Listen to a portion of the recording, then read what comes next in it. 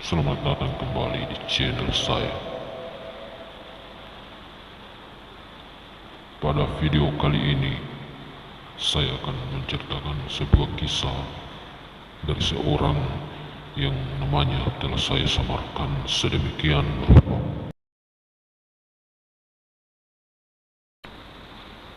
Untuk kisah selengkapnya, silakan simak di video ini.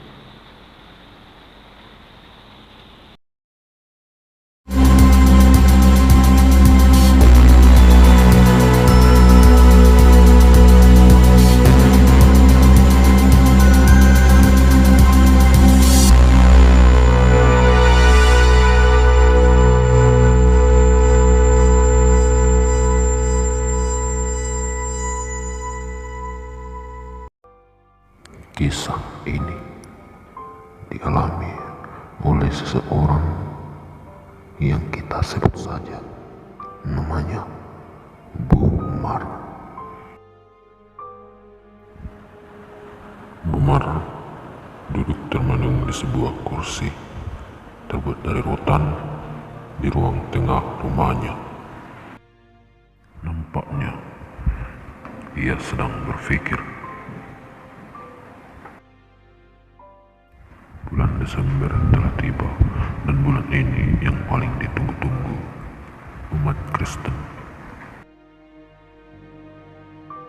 Mereka akan menyambut hari raya dengan membuat kue-kue, membuat dekorasi di rumah bagi yang mampu, dan memotong ternak untuk lauk makan selama bulan itu.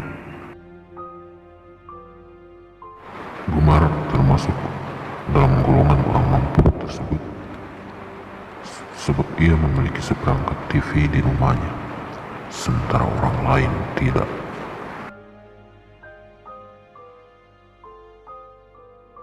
Pada sekitar tahun 2000-an, masyarakat di kampung Bumar belum ada yang memiliki TV selain Bumar dan keluarganya.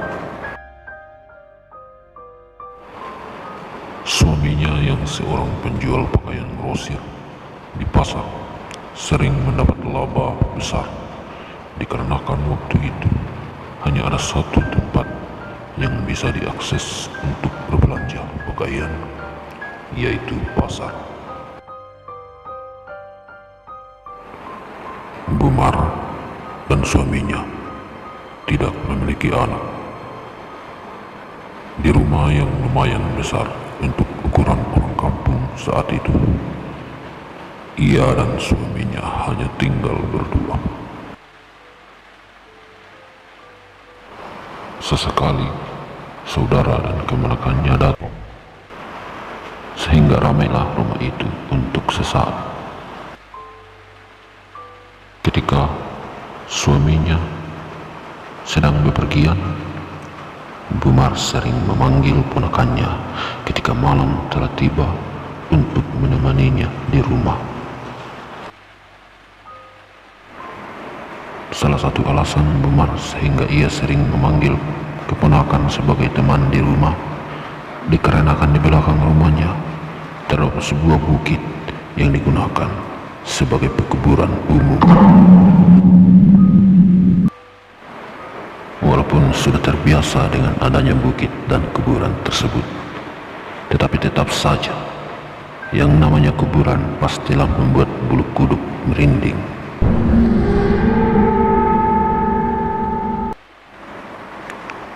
Setelah termenung beberapa lamanya, Bumar lalu menemukan ide tentang kue apa yang hendak ia buat. Kue bolu merupakan kue yang tergolong langka bagi masyarakat kampung saat itu, sebab jarang orang yang bisa membuat dan biayanya yang tidak main-main. Orang-orang kampung ketika ingin makan kue yang lebih di atas derajatnya, mereka biasanya datang ke rumah perempuan purbaya itu.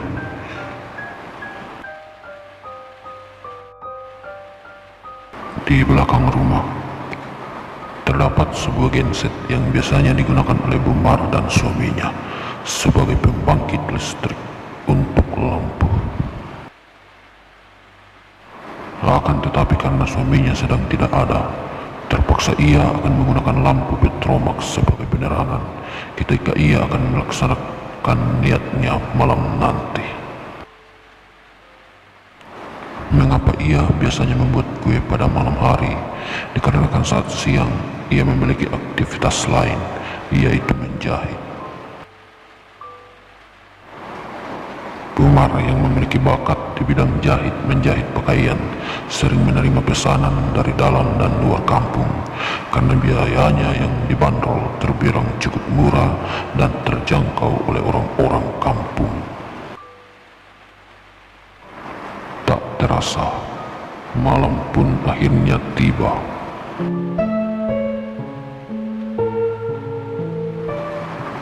Bumar kali ini ditemani oleh ponakannya bernama Reno, yang merupakan nama samaran.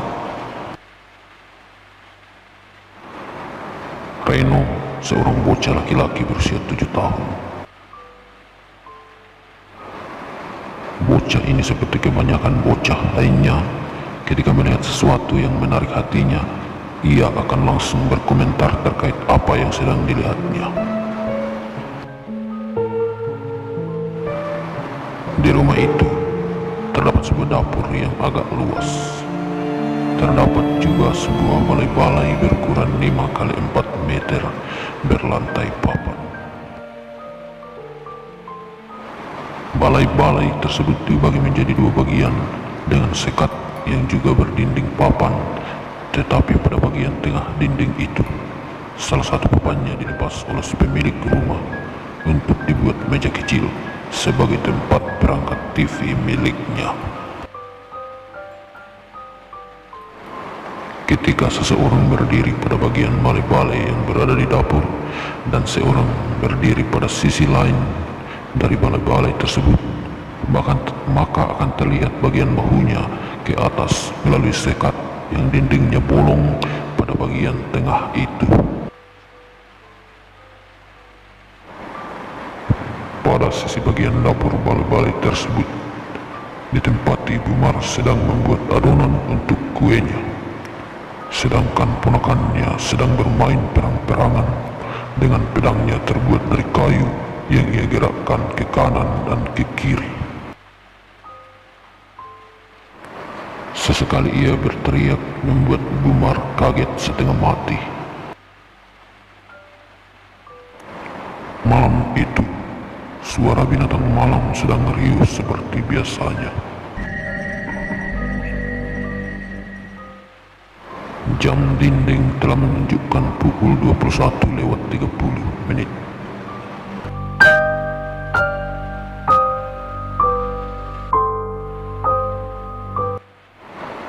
Bumar sedang memasukkan adonan kelima ke dalam oven di atas kompor minyak, ketika tiba-tiba saja angin bertiup agak kencang.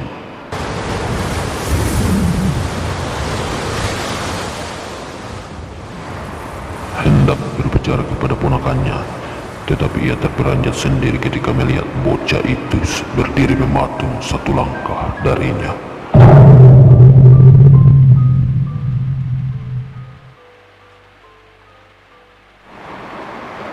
Keseluruhan balai-balai baik pada bagian dapur maupun pada sisi lain diterangi oleh lampu Petromax yang digantung pas di atas sekat papan. Sang bocah memandang tanpa berkedip ke arah sisi lain dari balai-balai melalui celah di dinding yang papannya telah keluar. Dengan perasaan heran, ia hendak menanyakan kepada bocah itu terkait apa yang sedang diperhatikannya, tetapi mendadak sang bocah mengeluarkan suara. Bu, saya melihat seseorang di luar sedang memperhatikan kita, tetapi badannya berwarna hitam, hanya matanya yang berwarna merah, kata anak itu dengan polosnya. Sang bocah dapat menggambarkan apa yang dilihatnya berkat bantuan sinar lampu yang menerangi ruangan. Bu, Bumar yang pernah mendengar bahwa apa yang dilihat seorang bocah pastilah ada benarnya, seketika membuatnya merinding. Tanpa memperhitungkan adonan yang belum jadi itu, ia lalu mematikan kompor minyak miliknya, lalu mengajak Reno untuk segera kembali ke kamar lalu tidur.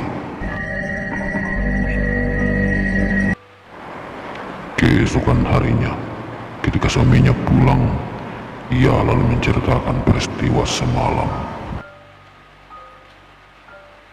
Suaminya berpendapat bahwa itu hanyalah ilusi seorang bocah. Sedangkan orang lain yang mendengar kisah itu berpendapat bahwa sosok itu merupakan tamu tak diundang. Orang-orang kampung waktu itu memiliki semacam kepercayaan bahwa ketika membuat kue atau memasak daging atau masakan apapun yang baunya menyebar kemana-mana dan orang tidak membakar kemenyan atau dupa, maka ia akan didatangi tamu tak diundang dengan berbagai wujud dan bentuk, termasuk yang saat itu disaksikan oleh kemenakan Bumar.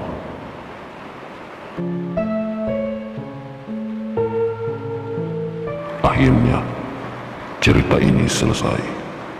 Jika kalian suka, silakan komen, like, dan subscribe agar kalian kembali dapat menyaksikan cerita-cerita selanjutnya dari channel ini. Terima kasih dan sampai jumpa.